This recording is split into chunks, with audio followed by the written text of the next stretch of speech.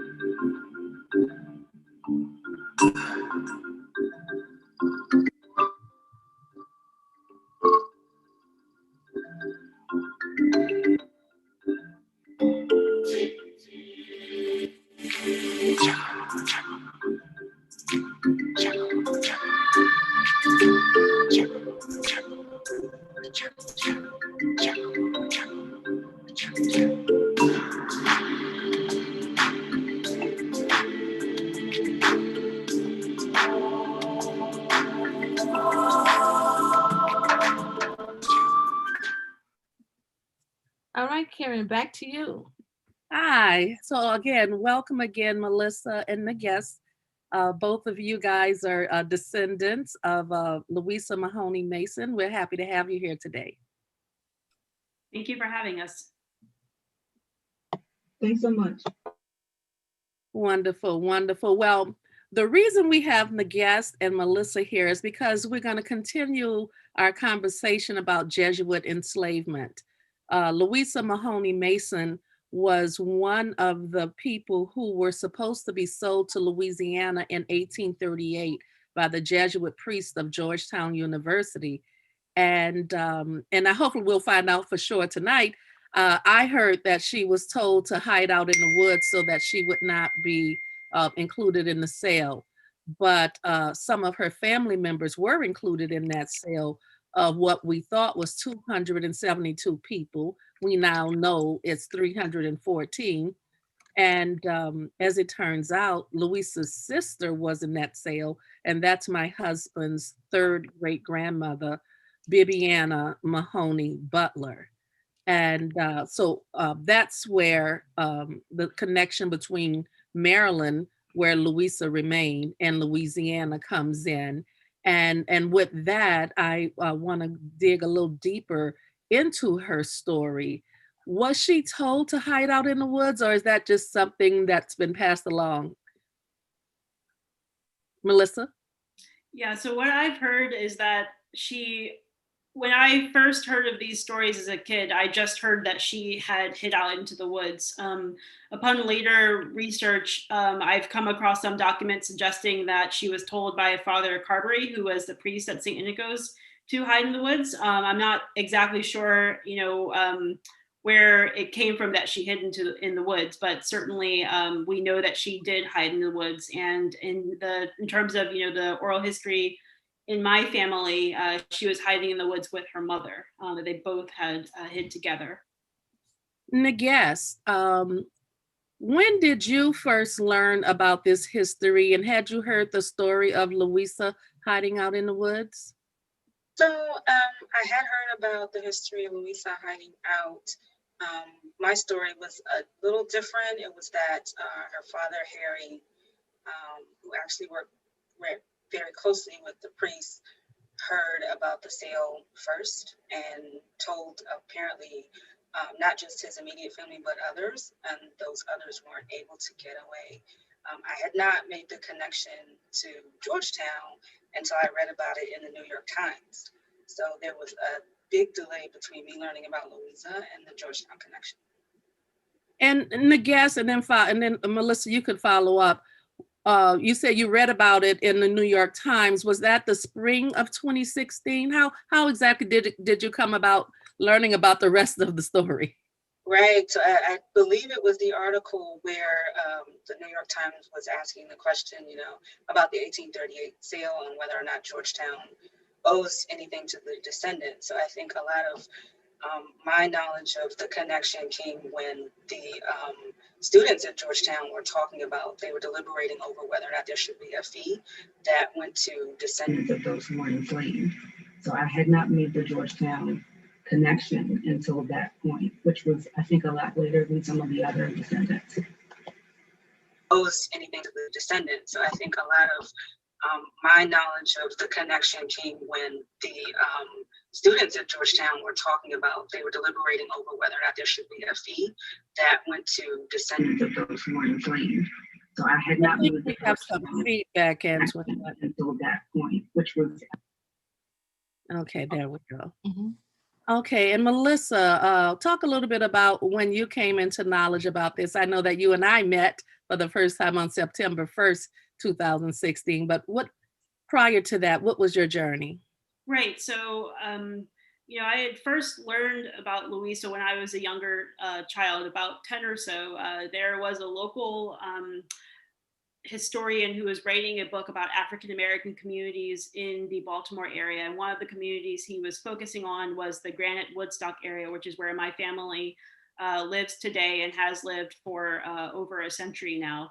And during that time, he was going around and interviewing some of the older African Americans in the community, including some of my relatives, about our family history. And they were certainly happy to contribute to this book, but they also felt like they wanted to tell their own stories and make sure that we, the younger generations, knew about those stories. So one of my aunts, Marva Kelly, was interviewed by Louis Diggs, the author of this book.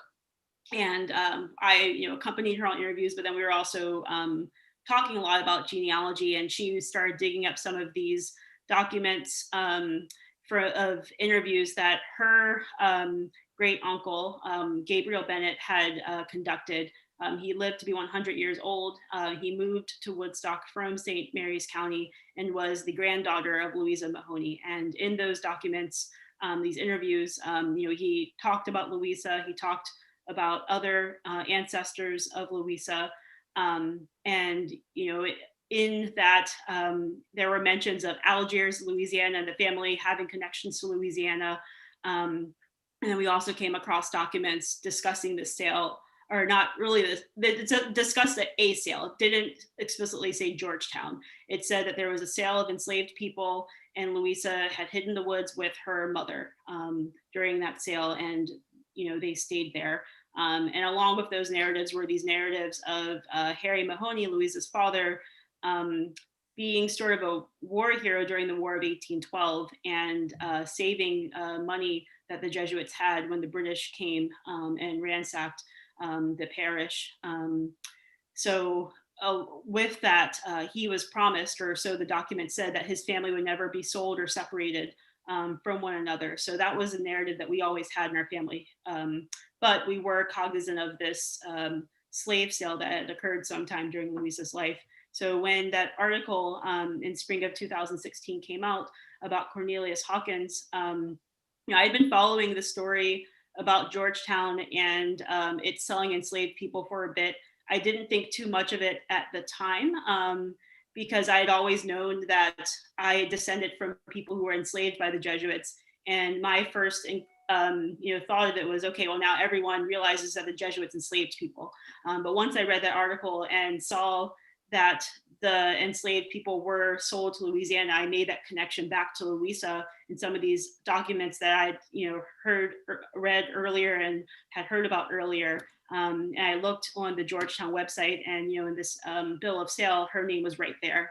So that was how I came to the realization that it was much bigger than discussions of a sale, that it encompassed a lot of people and took people to Louisiana.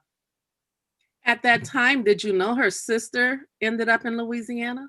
I did not. At that time, I didn't know if any of her family had been separated. That was, one of the first things I wanted to find out, because I had always been told that her family would never be separated.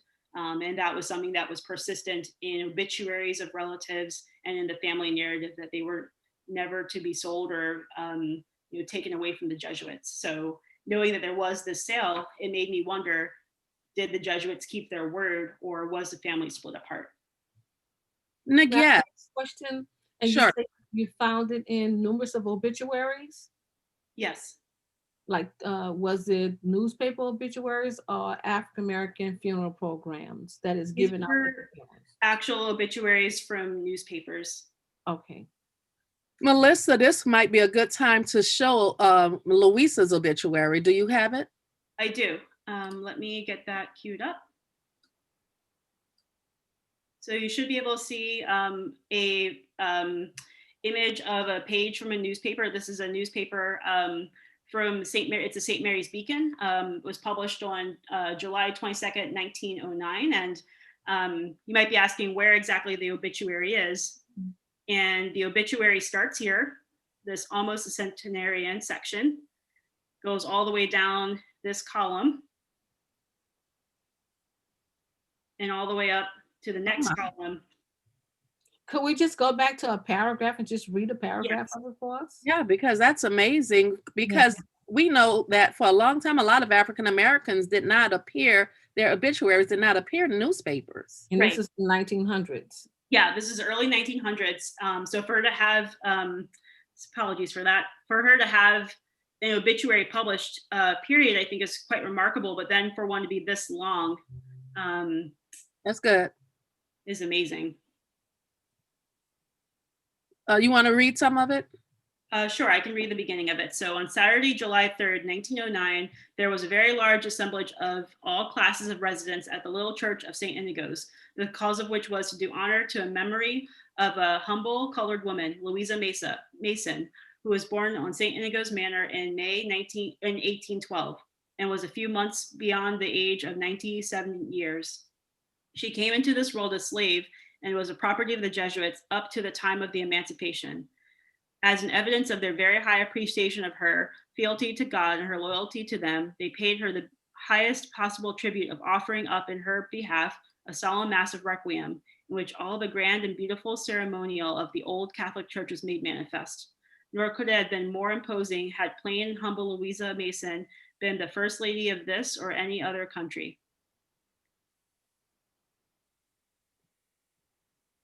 Wow, that's amazing to see that.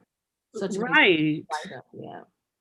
It is truly, truly amazing. What does it feel like to see something like that of your ancestor? Yeah, so when I first learned of this obituary, is actually from Richard Cellini of the Georgetown Memory Project. One of the genealogists who's working with him had found it and had shared it with me, and I was just astonished by it because I had never seen anything like this. I knew Louisa's name, but I didn't really know much about her. And this was, my first insight into her life. The obituary actually talks about my fourth great grandfather, her husband, Alex Mason. I learned from this obituary that he was murdered, something that I hadn't known before at all. So, it gave me a lot more insight into her life and some of the other, trials and tribulations. And, it mentions here in the obituary, the saddest trial of this old lady's life, doubtless was the foul murder of her husband, which I think was one of the saddest trials. But then also there's a trial of her family being separated. And, it just makes you have such greater appreciation for your ancestors, my ancestors, and what they had to go through. And, the privilege that we have given what they had to go through. Nagas, when did you come to see that obituary?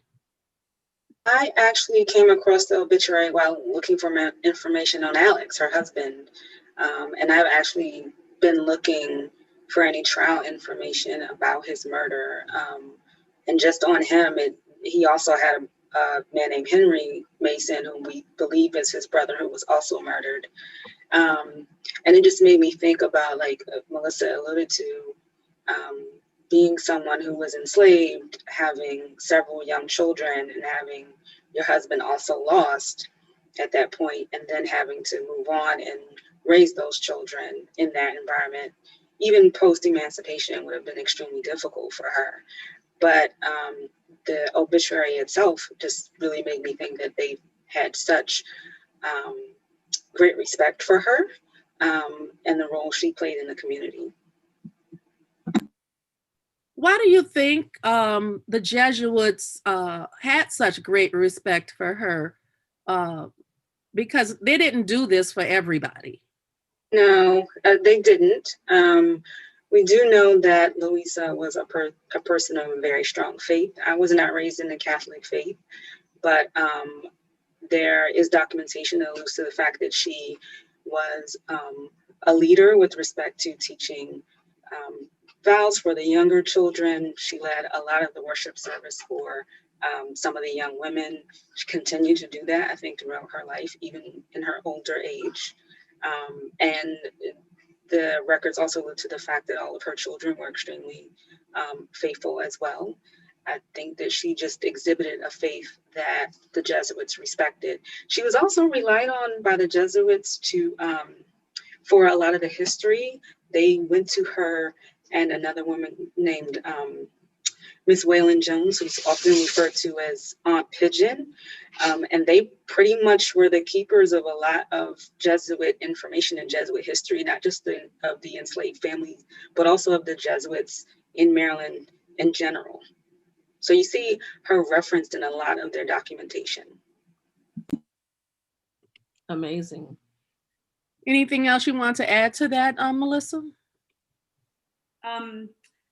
Not much. I think I do want to just emphasize, the fact that she is mentioned so much and is a source of knowledge with regards to the history of the Jesuits in Maryland. And that was something that I also did not know until more recently. And that's also been a really amazing thing to see your ancestors' name in these books. And, these are books that I'll go to my university's library and check out, or get on loan from other institutions. And, the knowledge that we have about this particular society is based on the words of a woman who was enslaved. So that's also interesting when thinking about, these power dynamics that were at play in her life, but then also who's telling the story. And certainly it's not a unadulterated or oral history of her accounts of what life was like. The words that she has are filtered through the lens of these Jesuit priests who are talking to her. But the fact that we are getting information from her is something that I think is quite remarkable, because it isn't something that you see very often. Yes, Right. it's almost not almost, but it is another way of really hearing her voice. But it's just through the lens of the Jesuit priest. Now, you mentioned some books. Tell us about these books that you said you're able to get from your university library. Are they available in other places? Let's say there's some more of Louisa's descendants out there, and they may want to see some of these documents. Where can they find them? Yeah, so honestly, you can Google a lot of things now, and a lot of things are openly accessible online. And the Jesuits had a publication. I don't know how frequently new issues were published, but it was called the Woodstock Letters. And if you were to Google the Woodstock Letters, you can Google Woodstock Letters and Louisa Mahoney or Louisa Mason or Aunt Louisa. She was referred to as Aunt Louisa a lot. You will start to get results. Two priests who mention her frequently in their writing, Father Joseph Zwingli, and he's the one who is sort of seen as a historian of the Jesuits. And he interviewed her a lot and published a lot of these Woodstock letters. And then also Father Lafarge, in his autobiography, there are some mentions of her as well. So those are the main sources that I've encountered where she's mentioned. How many children did she have? See. I think there were 6, right, Melissa? I I believe. think so. So 6 children. 3, 4, 5. Yes, there were 6.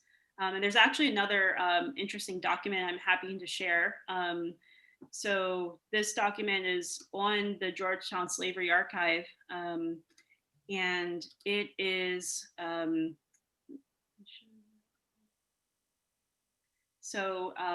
it is entitled Louisa Mason and Her Children, the Last People Enslaved by the Maryland Jesuits. And after emancipation, individuals in Maryland were censusing the people who were emancipated, because there was this hope among slaveholders that they could regain some lost compensation that incurred because of emancipation. So this document lists Louisa. We don't have the original, but here's a transcription of it. Louisa was 45 at the time on November 1st, 1864. And you can see her children are listed here. From her oldest, Daniel Mason, my ancestor, Mary Ann Mason, Negessa's ancestor, Charity Mason, and then there are 3 other children as well. And then Have you all met any of the descendants of the other children? Let's see. We have. I have not, besides meeting the guest, who's a descendant of Charity. I haven't met descendants of the other children, but we do know roughly where some of them have ended up. Well, yes, you have. You've met people here in Louisiana who descend from Bibiana. Yes, we have met, but from Louisa's other children, I haven't met any of those other descendants. Okay. From Louisa children. I have spoken with many years ago some descendants of Josephine. She married a Barnes, so her name is Josephine Mason Barnes. So I have spoken with them as well, but the other children's descendant of them, I have not. You're still searching for them, right? Yep. Mm-hmm. I've had very minimal contact. I need to reach out again to a descendant of Daniel Mason. So Daniel Mason moved to Philadelphia, and he actually had a daughter that he named Louisa, and he still has descendants in Philadelphia. I think the surname they currently have is Mosley, and then some of them I think are Harris's as well. And I believe that Thomas also moved to Philadelphia.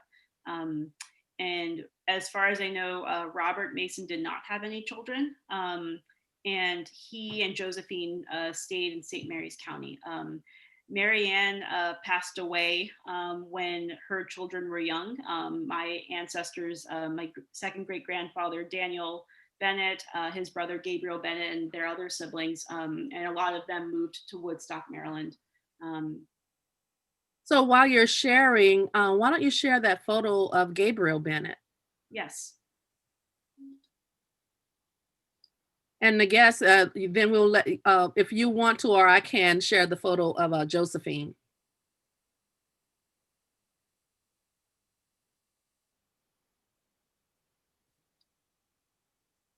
And while she's searching, the guest, how did you find the picture of Josephine? You'll have to unmute yourself. Thanks. So I was actually researching St. Inigo's and found a book on the history of St. Inigo's.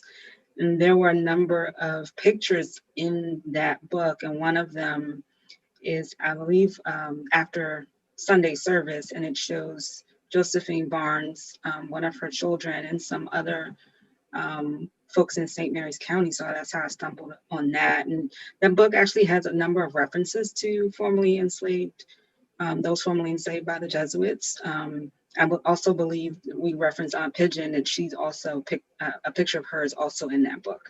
Okay, thank you for answering that question for me. And so what do we have here, Melissa? Yeah, so this is a picture that's also in some of the archival material at Georgetown from the Father John Brosnan collection. And this kitchen facility is at the Woodstock College Seminary. So the Jesuits started a seminary in Woodstock, Maryland, which is a suburb of Baltimore City. shortly after emancipation happened, and a number of individuals moved from St. Mary's County to the Woodstock College seminary to work and support the Jesuits who were being trained. And one of those individuals was my great-great-grandfather's brother, Gabriel Bennett, who can be seen here. He was the head chef at the seminary for many years. My great-great-grandfather, Daniel, also worked at Woodstock College, as did many of my other relatives and ancestors. And they would go down to St. Mary's County, visit family frequently, but it's said that whenever they went back to St. Mary's County and then came back to Woodstock, they always brought another relative up. So, some of the other surnames of people who were active in the church in Woodstock at that time are Butler and Harris, Barnes, Hawkins, and Bennett. And you see a number of these surnames that are common in St. Mary's County and have connections to the GU 272, the individuals who were enslaved by the Jesuits. Karen, I have a question for you. The descendants, the Jesuit descendants that lives in Louisiana, you say some in Algiers, would they be connected to Louisa or just in general, like some distant relative? Do you know? Well, I know that Melissa mentioned that it was part of the oral history in her family that there was some connection to Algiers, Louisiana, but Algiers wasn't one of the locations. What I'm thinking may have happened is that because they were brought to New Orleans and put on a ship or a boat and then brought to Terrebonne Parish and Iberville Parish and Ascension Parish, I'm wondering if maybe there was a dock in Algiers, Louisiana, because that's right across the river from New Orleans, and so I'm thinking that maybe they were put on a boat in Algiers. I know that her sister Bibiana Butler, Mahoney Butler, ended up in Iberville Parish in Mangren, Louisiana, and so. And they're absolutely related. That would be, I guess Louisa would be my husband's third great aunt. And Bibiana has lots and lots of descendants all over Louisiana. We know about several of them in Iberville Parish, but we know a bunch of them ended up in Louisiana. And really, they're all over the country because that Butler family was huge.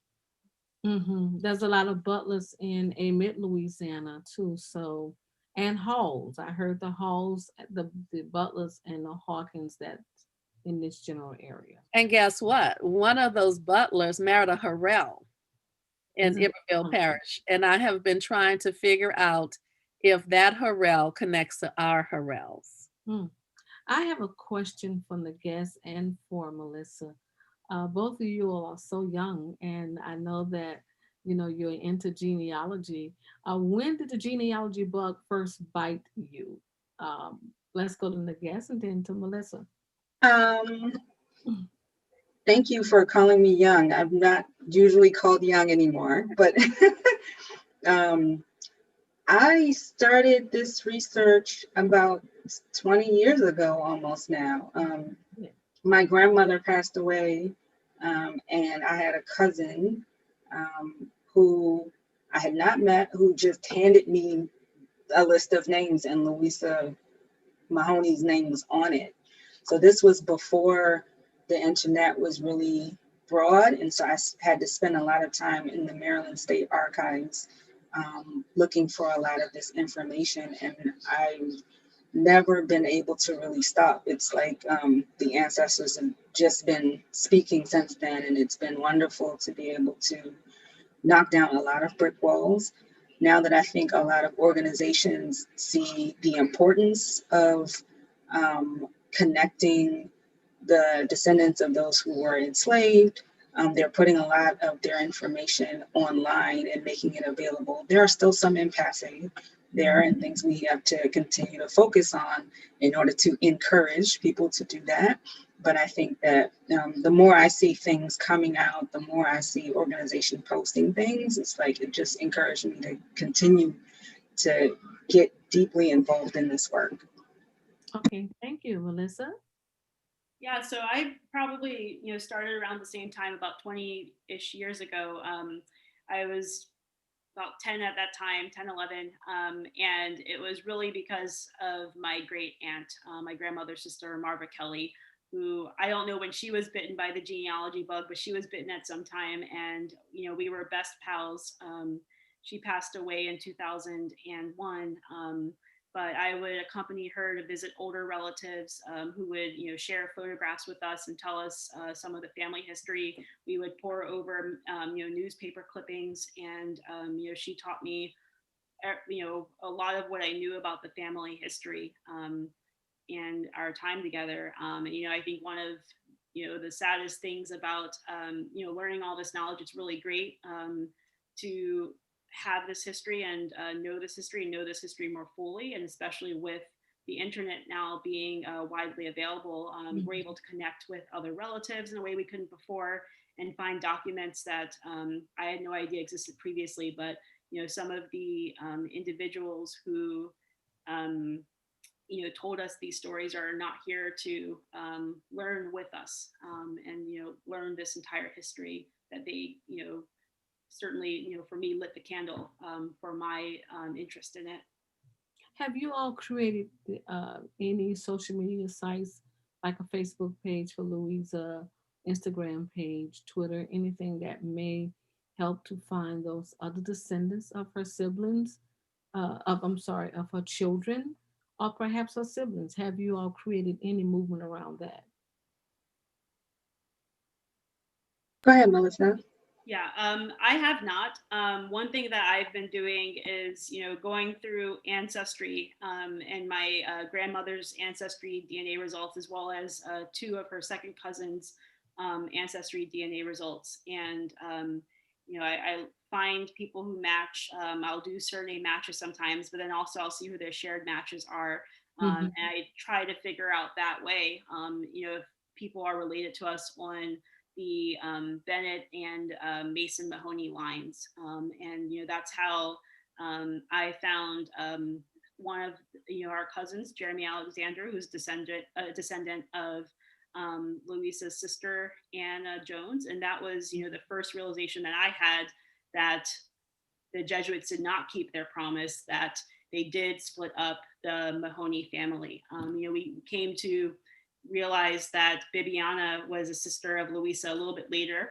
Um, but again, that's further evidence that the family was split up, and DNA has been really transformative in helping us piece together our family connections and find one another. So even though we haven't created any social media, I've found DNA to be a very transformative tool in connecting people and using existing platform in that way. Yeah, Karen and I, we share the same great great grandfather, and I'm just looking at this right now. We are almost dressed alike. It was not planned. I don't know how it happened, but it just happened, But that's the kindred spirit. So she and I share the same great grandfather, and we created a Facebook page, two Facebook pages, and we met a lot of new family members who we had no idea that we was connected to. Our great great grandfather Randall had a brother named Thomas, and we're connected to Thomas' children now. And like you said earlier, Melissa, that the Jesuits did not hold true to their word. We also found that to be true in our research, and Karen can attest to that, that they did sell some of our family members off. So I can kind of concur with what you all are talking about. Back to you, Karen. Oh, well, I just wanted to, as you brought up social media, in the YouTube chat, someone named I'm Born Here, that's their name on YouTube. They say, just landed on your channel, last name Mason. I asked them, where Oh are their wow. Masons from? They say, my people are from Virginia. Oh wow. You see. Yeah, Mhm. so, uh, and Naguess, how did you and Melissa come to know each other? So I think that I actually may have come to know Melissa when I started doing some outreach with Georgetown. Um, I actually, after I read the article in the newspaper, not only contacted the Georgetown Memory Project, but also contacted Georgetown University in order to say, hey, who are you talking to? What information do you have for descendants? And I also attended one of the reunion that we had in Louisiana, and I believe I met Melissa in person at that point. I think we had exchanged a couple emails by then. And so since that time, I've met a lot of descendants, and it's been extremely rewarding. And I also wanted to say, one of the sort of things that I've been tagging at, or one of the strings I've been pulling on, is looking at some of the other Jesuit institutions and seeing how the Jesuits used slave labor in those different locations. So places like Xavier University, St. Louis University, other institutions, because I am finding when I do the DNA analysis, like Melissa stated, a lot of connections to families with those similar surnames, but in different locations being owned by Jesuit priests or just Catholic leaders in general. And so that's another sort of mystery that I've been hunting down. And even though this isn't necessarily social media, and the guest is a very frequent visitor or contributor, not even visitor, but contributor to our Thursday calls with descendants and people who are trying to figure out if they are descendants of Jesuit enslaved ancestors. I kind of think of that as kind of a crowdsourced research sessions that we have every Thursday night. And we help people who are trying to figure out their connection. And the guest is often dropping some knowledge on us of what she's researched. And the guest is gonna be our guest next month as well, when we release a tree we've been working on together that documents some of the people who descend from Jesuit enslaved ancestors. So the Karen, research continues. would you consider creating a Facebook just for Louisa? And that way, um, people can find you there. And sometimes you may not even realize just how much other information that other people may have that they can share with you. You know, it's like I like to go fishing. I found so many photographs because I open up a page and people are sharing information. And the one thing that I do want to point out that I heard here is that Melissa was very young when her aunt passed it to her. But because it's so important, because not everybody answered the call on the guest. No one, not too many people answered the call, Melissa. And I'm so happy that you did. And we all in every family should find one person and have that person to travel along with us.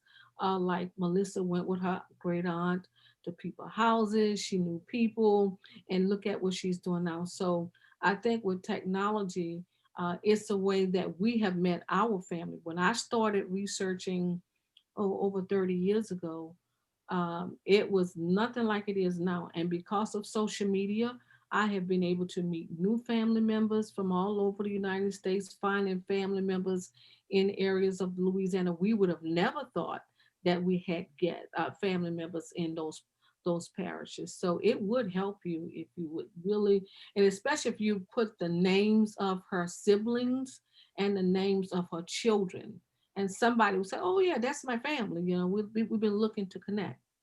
Just a just a recommendation. There was the country's first African American nurse. We think she's some kind of way connected to Louisa. Want to talk a little bit about that? Mhm. Yeah. So this was another connection that we made through DNA testing with Ancestry. There was a man who had contacted me because he was a very close match to my grandmother, and he has a very well documented tree, and almost all of his ancestry was deep in the northern states, so Massachusetts, also in Canada. But he had one ancestor who was born in Maryland. He didn't have much documentation on this person, and the person's surname was Mahoney. And then, we were able to figure out that we actually were matched through the Mahoney line based on other shared matches we have. And this ancestor, Charles Mahoney, had a daughter named Mary Eliza Mahoney, who became the first African-American nurse in Boston, Massachusetts. So based on the amount of shared DNA, this person is about a fourth to sixth cousin match to my grandmother, which puts their most recent common ancestor in line with, around Louisa's generation. So potentially a first cousin of Louisa, possibly a sibling of Louisa. So that's, very exciting. And again, I think just building out more branches of the family tree has been very valuable and something that technology has really helped us to do. We have pretty robust paper trails, in part because of the history of Jesuit enslavement, but there are still holes missing. And having DNA to help has really illuminated aspects of the family history that I had no idea existed, like this, branch of the family that made it to Boston pretty early on. Mm-hmm. Do you happen to have a photo of her? Let me check. And Nagas, while she's looking, do you want to share that photo of Josephine? Sure. Pull that up.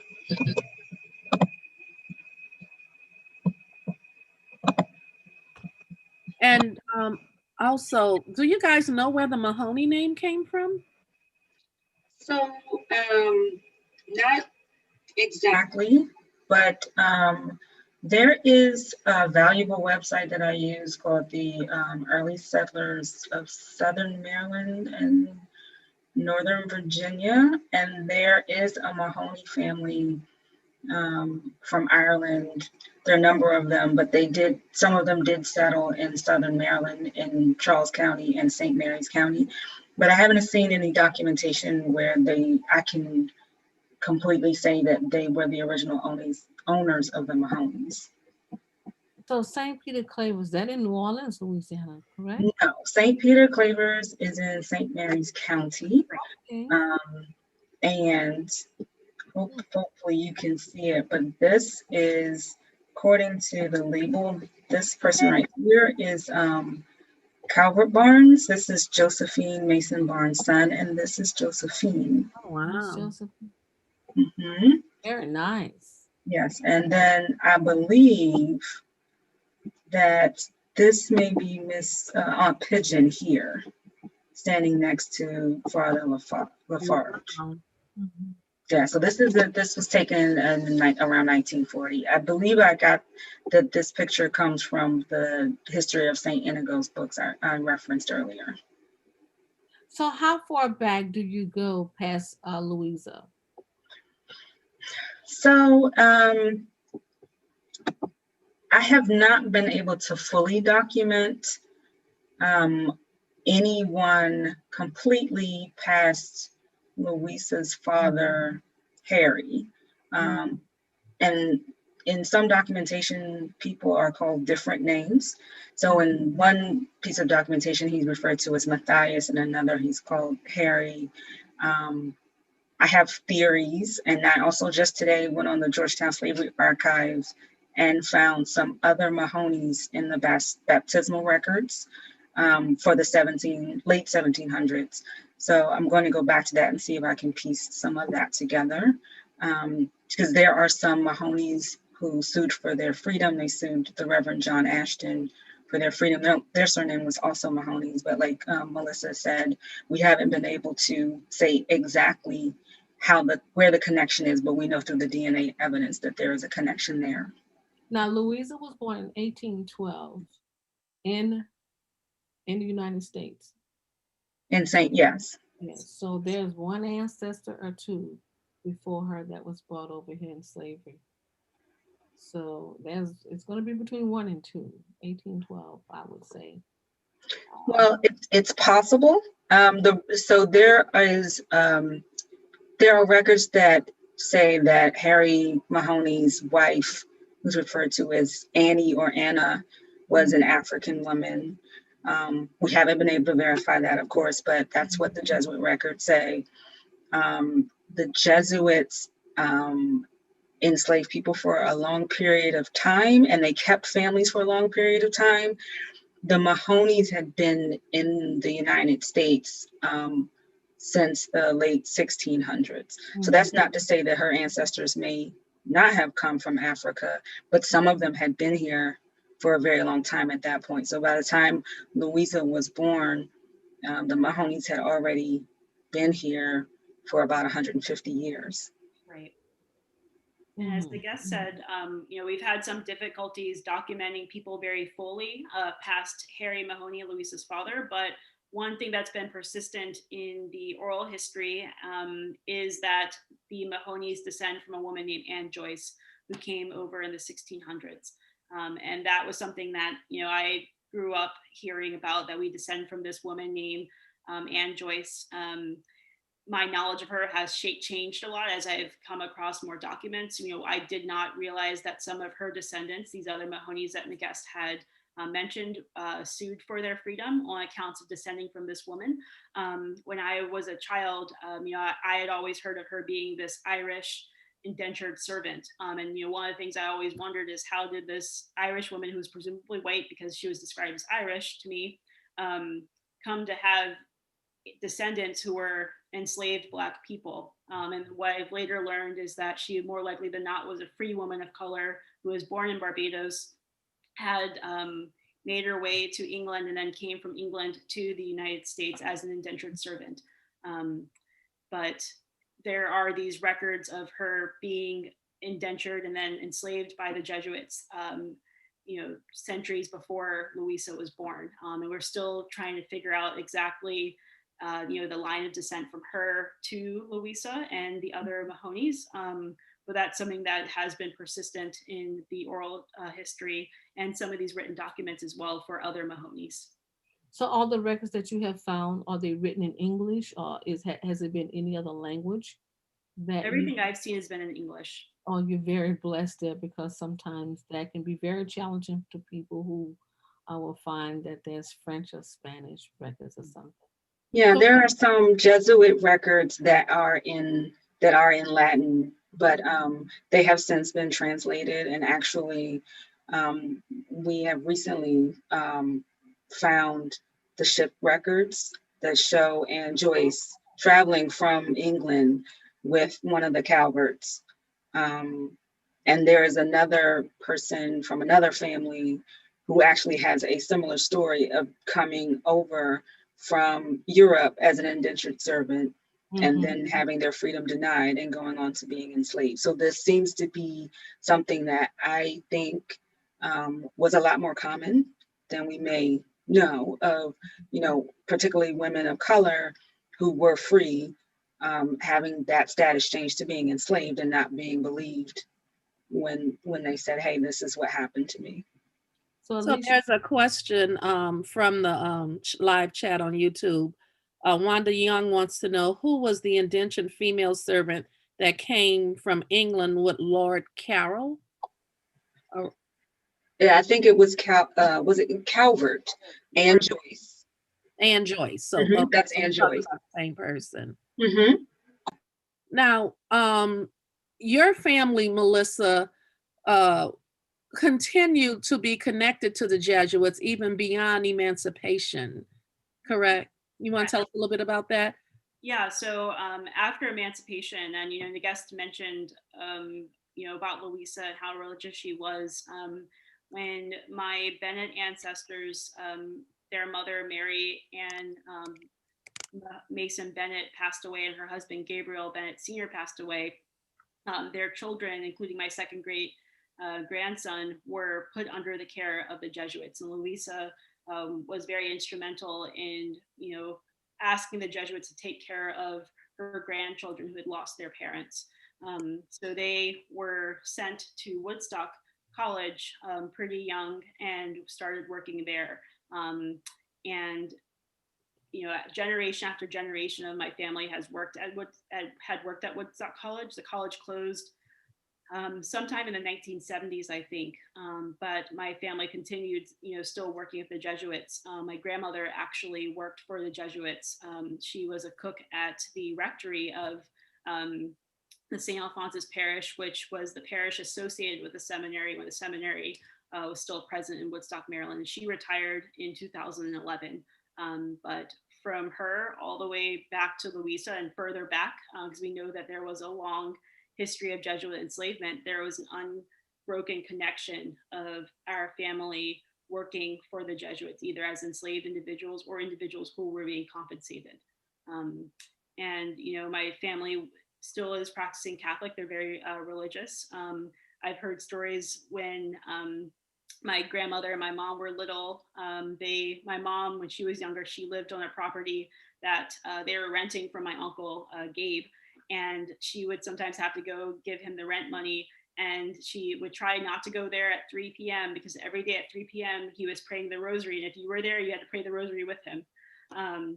And one of his daughters actually became a nun. She was a sister in the Oblate Sisters of Providence, one of the orders that was established for Black women who wanted to serve, because like many things, the church was segregated in that way as well. So, we not only continue to, be part of the Jesuit family and, this larger Catholic family, but have served in other ways as well. As we coming up near the end of the show, is there anything else you want to share with us, including some of the surnames and locations? Just repeat that information in case there's anyone who may be trying to figure out their connection to this history.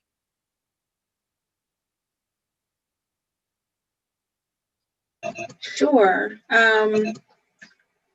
So I think that if you are looking for information on Louisa Mahoney, you can certainly find it on the Georgetown Slavery Archive.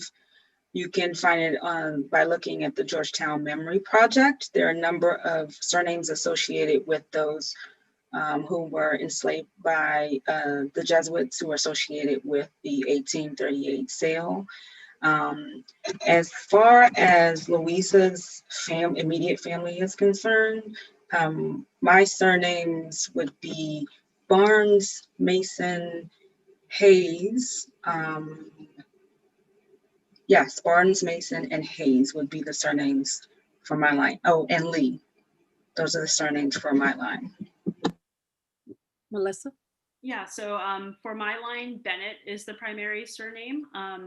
And other surnames to pay attention to are Mosley and Harris. We know that some of Louisa's other children married, and those surnames became commonplace in the family. In terms of places, Woodstock, Maryland, and Baltimore City, and some of the surrounding suburbs of Baltimore. DC is another place where people migrated to. And then there's also a lot of people in St. Mary's County as well still. In Philadelphia as well is another city if we think about Louisa's children. In terms of, descendants who are related to Louisa through some of Louisa's siblings who were sold in the 1838 sale. There are, Butler descendants all around the world these days, but certainly Louisiana. And then for Louisa's other sister, Anna Jones, she has a number of descendants who are in Mississippi, the past Christian area of Mississippi, and then also a migration that had gone to Chicago. Mm-hmm. It's helpful information. Well, I want to thank both of you. You've been excellent guests, and thank you so much for joining us. And I just want to say as well, I've learned so much from you, both of you. And thank you for joining our show tonight. And we look forward to in the future have you to come back on and give us some updates. Yes. Thank you. Thank you so much for having us. You're quite welcome.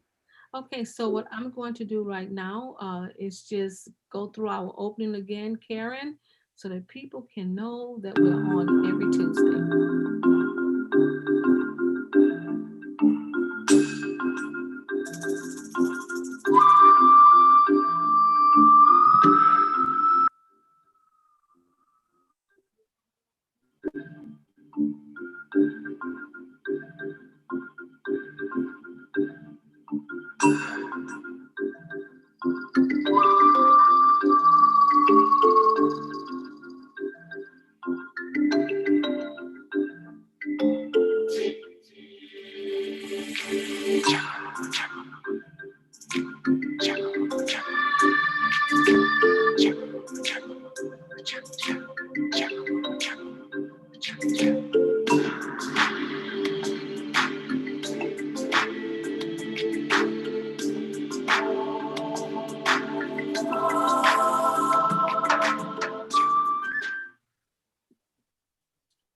right, Karen, one of the things that I want to point out that I learned tonight in the show is that how important it is to have someone to, to pass that research down to.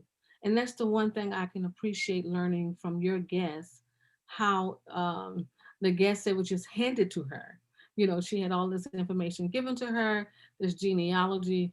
And with Melissa being so young, she was just a child, and she was visiting everywhere, with her family members. But it reminded me of the way we used to do it in the time and period. Yeah, that's the way families shared history.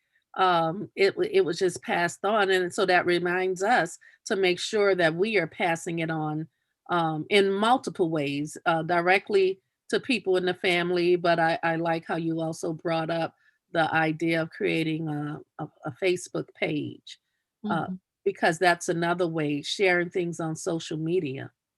It's another way to make sure that the information lives beyond us right here today. Hmm.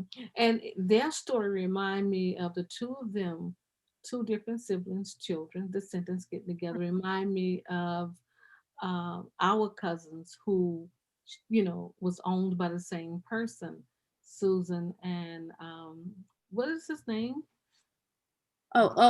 Coleman. Yes, that Yeah, story sort of remind me of them because they had no idea they was cousins. So that right. and they met through DNA and through sharing a family trees, just like they met each other.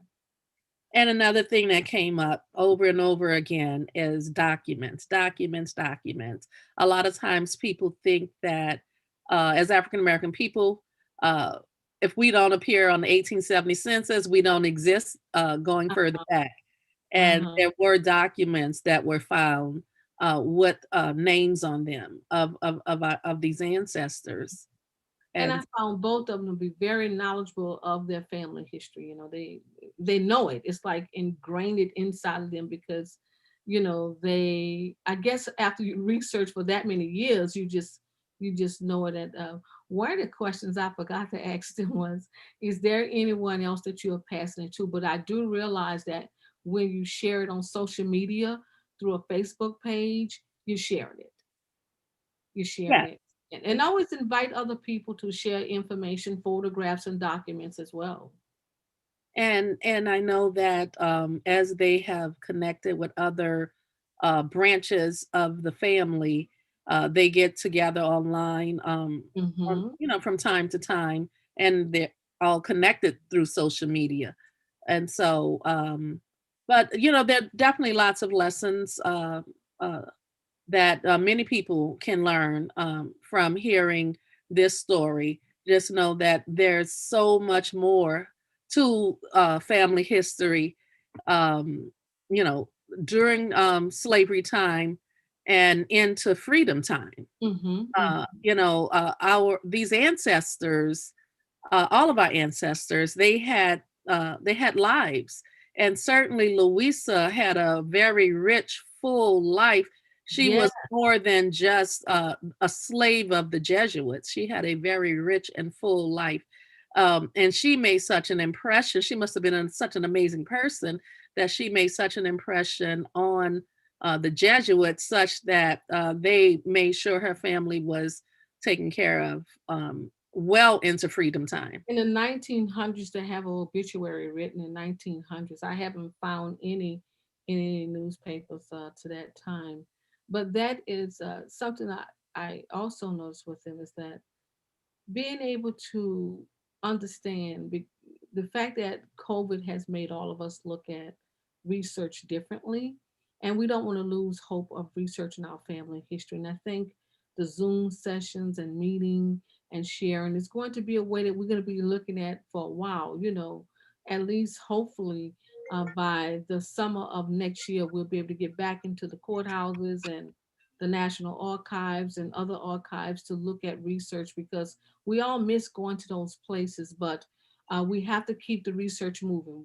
We have to find innovative ways and keep it out there and talk about it. And I think that since COVID is here, it gives us the opportunity to have more dialogues like this one. Absolutely. Absolutely. Uh, So I am excited, and I just want to just announce what we'll be talking about next week for the show. And I'm very happy to share with you all my journey to this book that was a labor of love, the images of African Americans in Tangipahoa Parish.